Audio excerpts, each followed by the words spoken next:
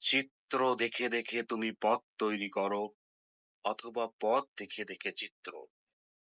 ঘুমু ঘরের মাঝে তুমি কোন চিত্র তৈরি করো?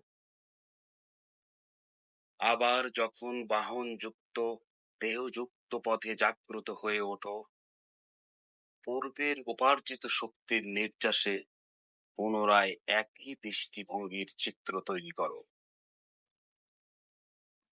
অনবরত কৃতকর্মের শক্তিশালী সত্তাগুলো তোমাকে অভাবের অভিযোগ করে।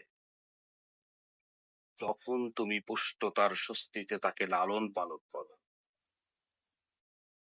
ভিন্ন প্রবণতার স্বয়ংক্রিয় গতি এভাবেই তোমাকে তোমার উপার্জনের সত্তার সাথে অনবরত নমুনা নিদর্শনের সাক্ষাৎ দান করবে।